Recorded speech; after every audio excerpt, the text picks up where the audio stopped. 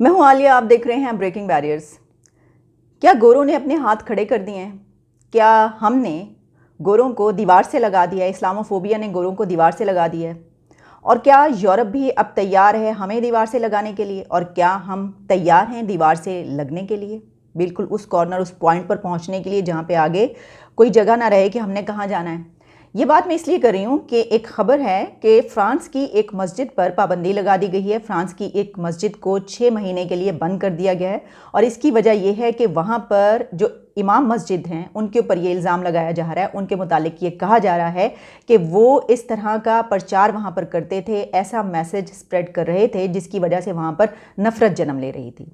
यानी ये कि वहाँ के पर मस्जिद में जो लोग नमाज़ पढ़ने के लिए आते थे, मौलवी साहब इमाम मस्जिद जो थे वो उनको ये बताया करते थे कि जो यहूदी हैं वो काफिर हैं, जो ईसाई क्रिश्चियंस हैं वो काफिर हैं और ये बहुत ही बुरे लोग हैं और उनके ख़िलाफ़ इस तरह की नफ़रत फैलाने का काम वो करते थे। और सिर्फ यही नहीं बल्कि वहाँ पर जो दूसरे कम्युनिटीज़ के लोग हैं, यानी अगर वहाँ पर ये लॉ है कि कोई आदमी आदमी से शादी कर सकता है या औरतों के हवाले से कुछ लॉ बन चुके हैं, तो उनके ख़िलाफ़ भी वो बात किया करते थे कि इस तरह के कवानीन बनाकर ये जहन्नुम की तरफ जा रहे हैं और ये एक इन्होंने ऐसा रास्ता अपनाया है जो कि बुराई का रास्ता है और इस बुराई को हमें रोकना पड़ेगा, इनके ख़िलाफ़ काम करना पड़ेगा। ये वाली वो बातें वहाँ पर बैठ कर रहे थे उस मस्जिद में।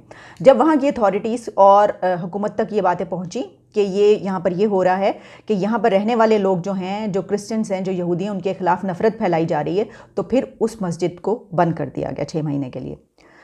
ये कोई नई बात नहीं है, इस तरह के वाक़यात पहले भी होते रहे हैं और ये मसला इतना छोटा या इतना एक ऐसा नहीं है कि जिसके ऊपर हम बड़ी सादा सी बात हो कि देखिए वहाँ पर एक इमाम मस्जिद जो है वो ये कह रहे थे इस वजह से जो है मस्जिद को बंद कर दिया। कि इस मसले की, इस इशू की जो जड़ें, रूट्स हैं वो बहुत गहरी हैं और हमें वो देखना पड़ेगा कि ये है क्या।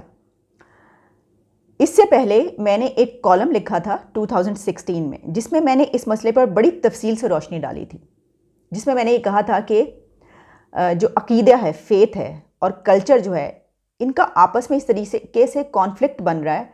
ये एक दूसरे से इस दुनिया में जितने भी कल्चर और अकीदे, फेथ हैं, वो एक दूसरे के साथ इस जगह पर आ चुके हैं कि ये इस ग्लोबल विलेज को एक ऐसे पॉइंट पर ले जाएंगे जहाँ पर ये ख़त्म होने के करीब होगा, भस्म हो जाएगा, जल के राख हो जाएगा, ये जिसको हम ग्लोबल विलेज कहते हैं।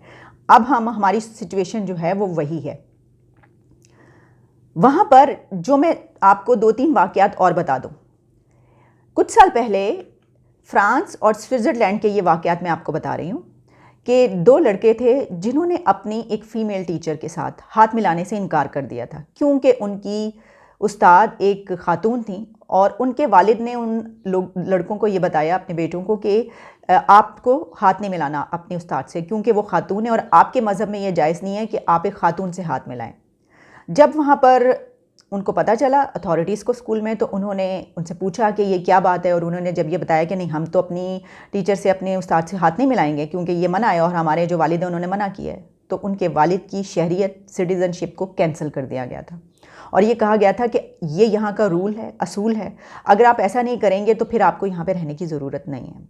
इसी तरीके से एक और वाक़या जिसमें 2 लड़कियों ने, 2 बहनों ने यही किया कि वहाँ पर एक कंपटीशन था जिसमें आप ग्रेड में जब ऊपर जाते हैं तो वो कंपटीशन में आपको हिस्सा लेना पड़ता है। वो उनका एक रूल है, असूल है, जिसमें आपको स्विमिंग कंपटीशन था और उसमें लड़के और लड़कियां जो थे उनको इकट्ठे ही उसमें हिस्सा लेना था। तो वहाँ पर भी उनके जो वालिद थे उन्होंने उनको बताया, बाप ने ये बताया कि आपने ये नहीं लेना, इसमें हिस्सा नहीं लेना क्योंकि ये आपके कल्चर, आपकी वैल्यूज़ और आपके मज़हब के ख़िलाफ़ है।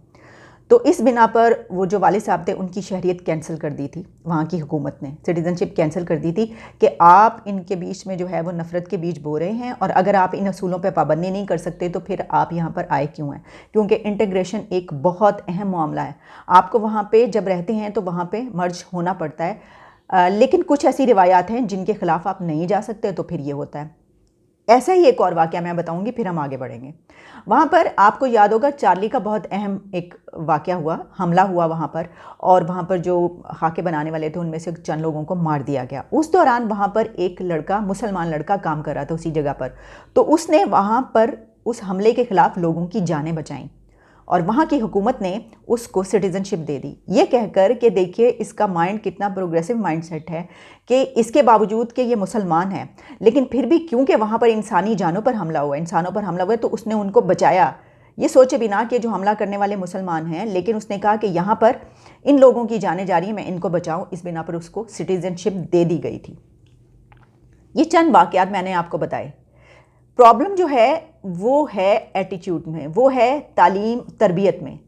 आप जिस तरीके से अपनी सोच बनाते हैं उस सोच को आप दूसरे मुल्कों में जाकर उस तरीके से लागू नहीं कर सकते।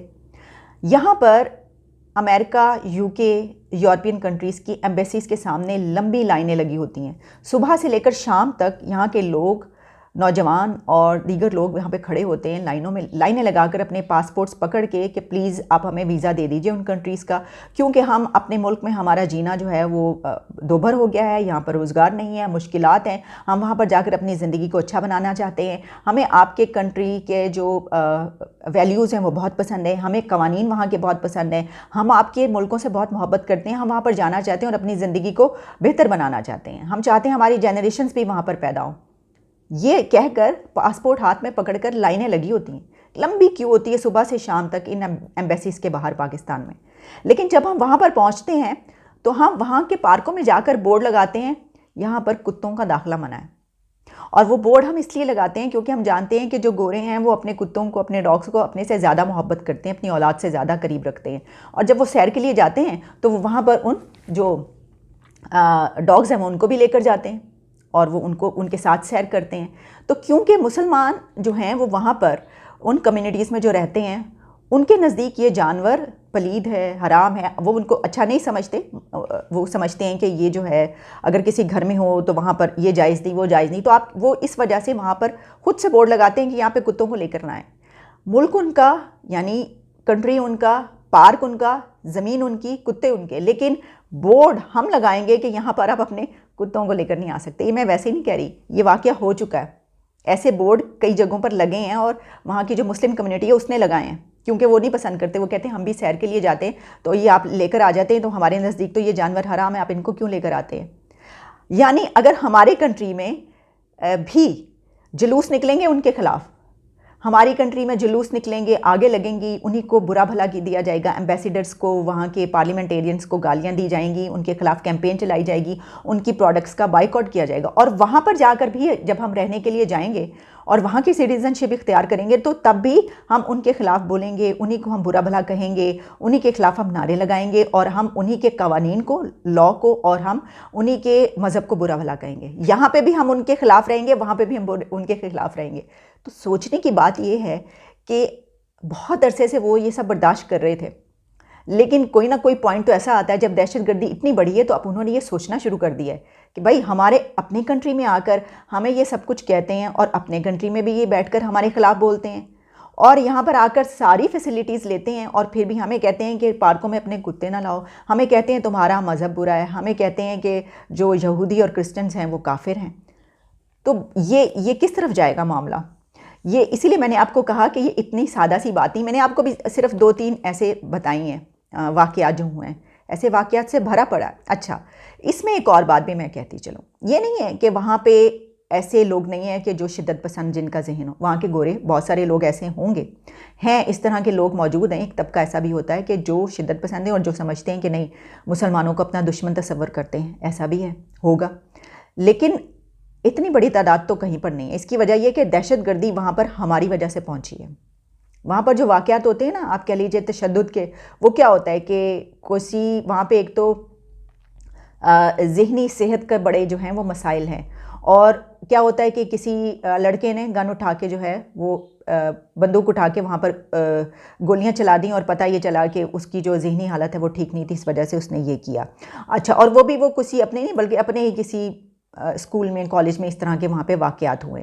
जो वहाँ पर हिजाब या स्कार्फ पर पाबंदी लगाई गई है वो भी दहशतगर्दी के बढ़ने के बाद लगाई गई। उन्होंने ये नहीं किया, हम इस पे एतराज़ उस वक्त करें कि उन्होंने, हम अभी भी कहते हैं कि उन्होंने जो स्कार्फ और हिजाब पे पाबंदी लगाई है गलत है, क्योंकि एक प्रोग्रेसिव माइंडसेट का जो बंदा है वो ये कहता है कि पूरी दुनिया के लोगों को ये हक़ हासिल है कि वो जो भी लिबास पहनना चाहें पहन सकते हैं, उनको कोई मसला नहीं है, लेकिन इसमें कोई मसला होना नहीं चाहिए, किसी को एतराज़ होना नहीं चाहिए। लेकिन उन्होंने जो ये पाबंदी लगाई, इसकी वजह ये थी, उनका कहना ये था कि जब आप मुंह ढांप लेते हैं तो इतने दहशतगर्दी के वाक़यात हो रहे हैं, तो उस वक्त ये पहचानना और उसको डिटेक्ट करना मुश्किल हो जाता है, ढूंढना कि कौन है दहशतगर्द या कौन इस माइंडसेट का है कि जो इस तरह की काम करने के तरफ जो है वो उसका रुझान है या वो जा रहा है।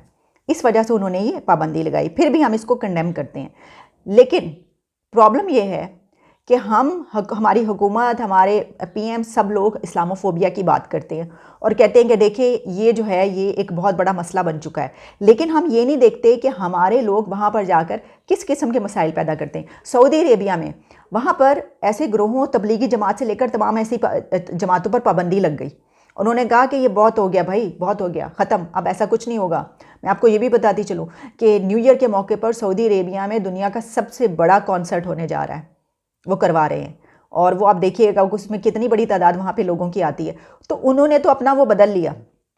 हम बेशक कहते रहे उन्होंने अपनी इकॉनमी को बेहतर करने के लिए किया, उनका ये मसला है, उन्होंने इसलिए किया, जो भी हम कहते रहे, उन्होंने अपने आप को इस चीज़ से बाहर निकाल लिया है। ठीक है, आगे आगे देखिए वो क्या करते हैं। लेकिन हम ये कह रहे हैं कि वहाँ के अपने मुस्लिम उम्मा को, जिसको है सिंबल, उसने तो इन ग्रोहों को ख़त्म कर दिया, लेकिन यूरोपियन कंट्रीज़ जो हैं वो गलत कर रही हैं। अगर ऐसा कर रही हैं तो वो क्यों गलत कर रहे हैं? उनका तो मज़हब ही वो नहीं है, उनका तो मज़हब कोई और है।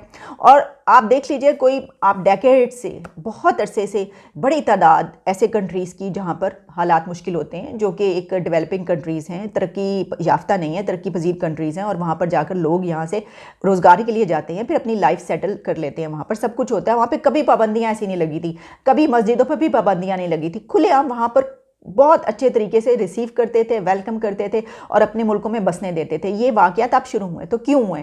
हमें इसको देखना पड़ेगा। और हमारे मुल्कों में ये वाली प्रॉब्लम्स हमेशा से हैं। हमारी मुल्क में हमने अपनी माइनॉरिटीज़ को 4% पर हम ले आए और बाकी सब यहाँ से भाग गए, दूसरे कंट्रीज़ को चले गए, अपने बिजनेस सब कुछ संभाल के, सब कुछ लेकर। तो इस पर हमें एतराज़ नहीं है। हम कहते हैं ये जो 4% है, इसको भी ख़त्म करो किसी तरीके से। वो जो एक वाइट लाइन है परचम में, फ्लैग में, उसको भी आप ख़त्म कर दें।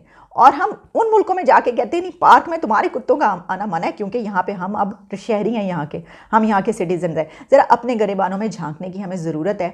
और ये जो पाबंदियाँ लग रही है, ये हमें, ये इस पे नहीं हमें करना चाहिए कि हाँ है उन्होंने ये कर दिया। हमें ये सोचना चाहिए कि उन्होंने ऐसा क्यों किया, और हमें अपने रवैये तब्दील करने की ज़रूरत है। हमें ये देखने की ज़रूरत है कि हम क्या कर रहे हैं, क्योंकि अगर वो इतनी बड़ी तादाद को, लोगों को वहाँ पे वेलकम करते हैं और रहने देते हैं, तो उनके लिए कोई बड़ा मसला नहीं होता कि कोई मस्जिद है। और आप देखिए किसी भी वहाँ के कंट्री में इतनी बड़ी बड़ी मस्जिदें, इतना लेविश लाइफस्टाइल है वहाँ पे, उनको इंतज़ाम है उन मस्जिदों का कि कभी उन्हीं के मुल्कों के वही लोग उसके लिए डोनेशंस भी देते हैं कि ठीक है यहाँ पर जो है।